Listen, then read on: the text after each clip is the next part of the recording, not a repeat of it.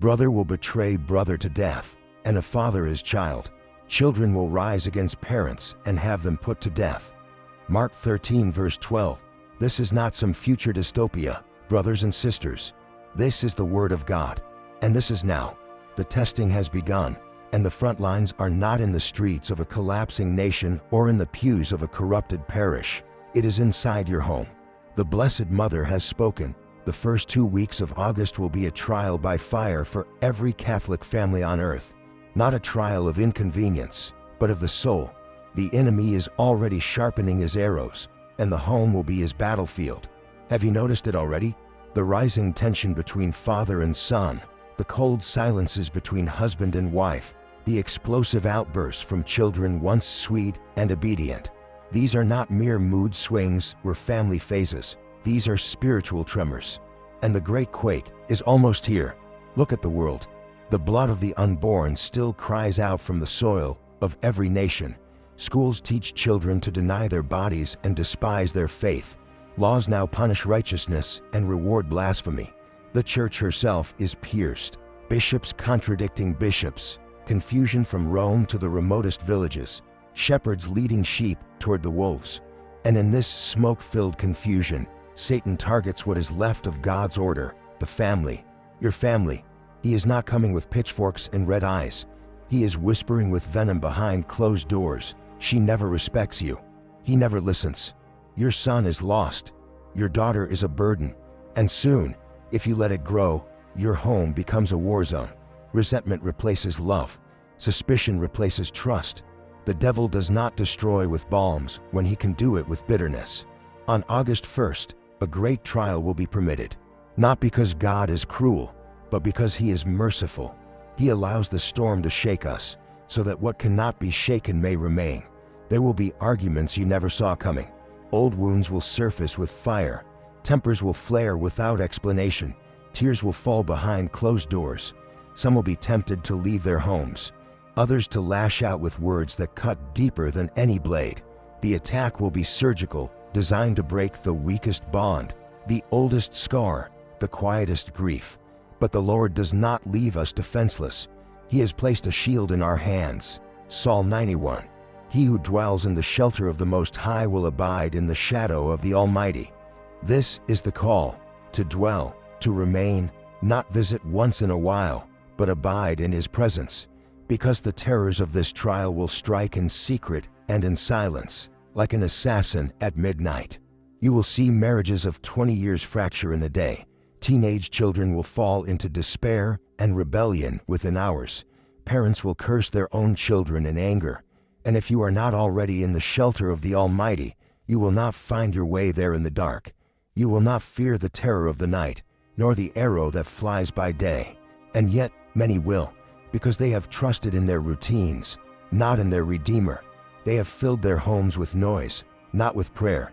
The television is always on. The rosary beads gather dust. The crucifix on the wall is just decor. And so when the arrows come, whispered insults, slammed doors, silent hatred, they will pierce deep. There will be homes where screaming echoes through the night, where dinner tables go cold, where mothers collapse in tears while their children mock them, where fathers retreat into silence and shame, where siblings turn violent, where secrets are exposed and forgiveness is withheld, and some will not make it back. Some will fall away because they never truly believe God would allow the shaking, but He will, because it is the only way to wake a sleeping world. In one house in Manila, a mother will be falsely accused by her own teenage son, who has been drawn into occult practices. In Marseille, a Catholic father will walk out on his family after a decade of resentment bursts into fury. In Sao Paulo, 2 daughters will threaten to run away because of the gospel their parents refuse to stop preaching. And in suburban America, a devout family will find themselves divided when one child announces they no longer believe and demand to live by the ways of the world. And while this unfolds, earthquakes will rise in unexpected regions. Economic systems will strain again, not collapse fully, not yet, but tremble with instability. Media will scream louder, scandals will surface, and amid all this, the Blessed Virgin is pleading. Pray Psalm 9:1 every morning and every evening. as a family, as soldiers preparing for siege, because this is not just a personal trial. This is a preparatory strike, a test of loyalty. If Satan can divide your house now, how will you stand when the greater darkness descends? If you cannot remain patient in a time of irritation, how will you endure when power grids fall, when churches close, when sacraments are forbidden? For he will deliver you from the snare of the fowler and from the deadly pestilence. Pestilence is not always plague. Sometimes it is pride, sometimes it is despair, and these are the real viruses infecting our homes. The church has warned us for decades, and now the time of passive warnings is over. The trial is marked on heaven's calendar. It begins August 1st.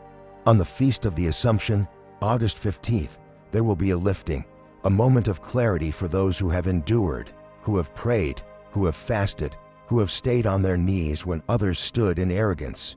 But for those who ignored the warnings, the chaos will not end there. It will deepen, and many will be unable to return to what was lost. There will be signs in the skies, unnatural colors, distortions in nature, strange weather. But many will scoff. They will say, "It's just climate change, just a solar flare, just the earth acting up." But those who live in the Spirit will know it is a shudder of judgment permitted by the hand of God. And in the church, more scandals will erupt. You will hear words from lips you once trusted that make your soul recoil. You will hear homilies that deny sin, deny judgment, deny the supernatural war you are living in. Turn away from them. Flee from the wolves. Cling to tradition, to truth, to the sacraments, and to silence. Do not waste time arguing with those who love the world more than they fear the Lord. The time for debate has passed. The shaking is at the door. And yet, there will be miracles. Small, hidden, holy.